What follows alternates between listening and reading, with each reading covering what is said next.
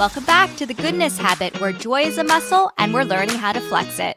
I'm your host, Hannah, and today I want to talk about a story you've probably heard your entire life, David and Goliath. And I think most of us have missed one of the most important parts about it, a part that, had it not happened, we may have an entirely different story. And what I'm about to share is something that we need to do every day for us to stay calm, to feel strong, to feel powerful.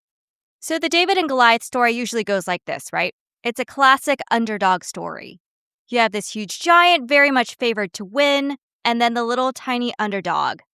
They battle it out, the underdog wins, faith beats fear, and God comes through. All of that is true, but what we never talk about is what David had to do with his mind first in order to win that battle. So in 1 Samuel 17, we have this moment where the Israelites are facing the Philistines, and this giant Goliath comes out every single day taunting them. Come on, who's going to come out to fight me? And he's massive, he's intimidating. The Bible says his height was 6 cubits and a span. Now, we don't know exactly what that translates to, but biblical scholars say it's roughly between 6 feet 9 inches to over 9 feet 6 inches. In contrast, David was about 5 feet to 5 feet 3 inches. Now, the Bible doesn't explicitly state that. However, based on historical contexts and descriptions of him as a youth or a boy, scholars predict he was likely around the average height for a male in that time and region.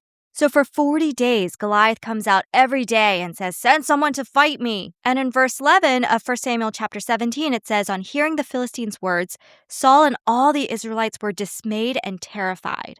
Everyone saw the same giant and everyone had the same reaction, fear. And that makes sense because when something feels big, overwhelming, or threatening, your brain is going into protection mode. The amygdala kicks in and it starts telling you, this is too much, this isn't safe, you can't handle this. And your body follows that story. That's why you tense up. That's why your heart starts racing. You avoid the situation or you shut down. And that's what the entire army, including the king, did. They saw the giant and their brain decided, this is impossible. And then David shows up on day 41. And that 41 is significant. There are other stories in the Bible where day 41 signifies a new beginning. We see it in Noah's Ark. They had 40 days of rain and flood, and then on day 41, that's when everything stopped. They saw the rainbow. They saw the olive branch. We also see it in the Moses story where he waited 40 days before he received the 10 Commandments on day 41. And then, of course, the Israelites wandering for 40 years before they entered the Promised Land on day 41. Or I guess in that case, it'd be year 41. So back to the David and Goliath story, David shows up on day 41, marking a turning point.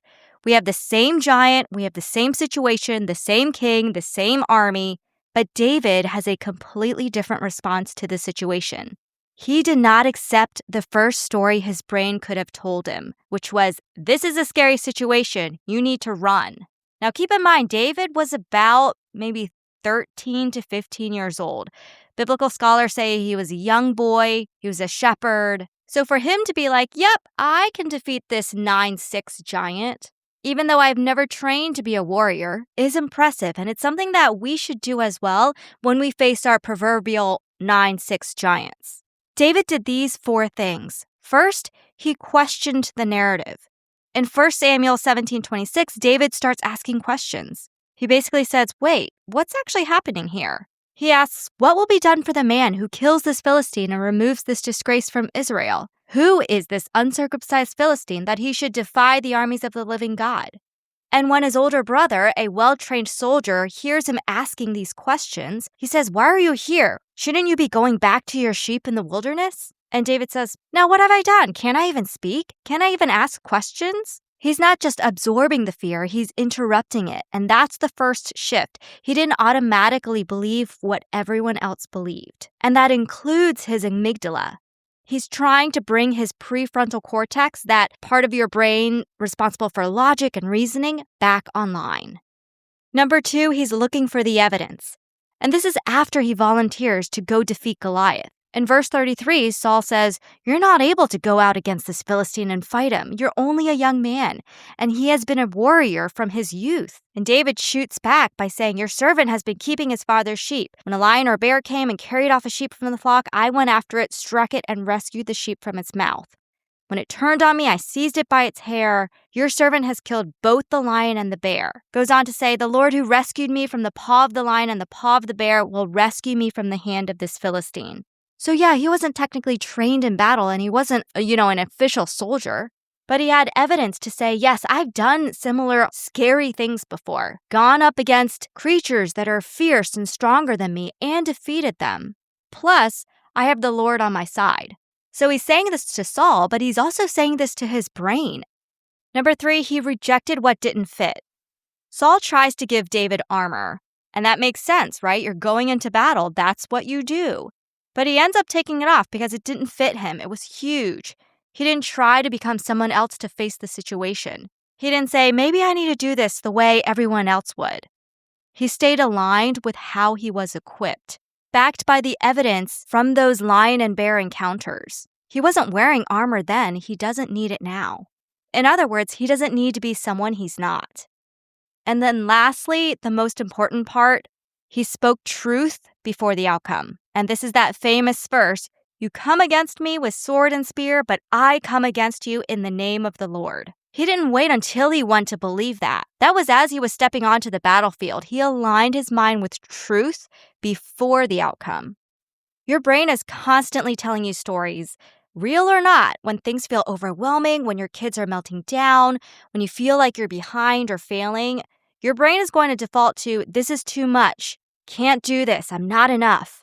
That's your version of the giant, and if you don't interrupt that story by questioning the narrative in your mind, by looking for the evidence, by rejecting what doesn't fit with who God says you are, your body will adopt the wrong story. Defeating Goliath was David's second win of the day. His first win was over his mind. He didn't let fear decide the story. So this week, when you feel overwhelmed and you feel the stress just chipping away at you, when something feels bigger than you, remember this. You don't win the moment by waiting for everything to change. You win it by changing the story your mind is telling you. If this episode gave you a new way to think about a story you've heard your whole life, share it with a friend who might need it too.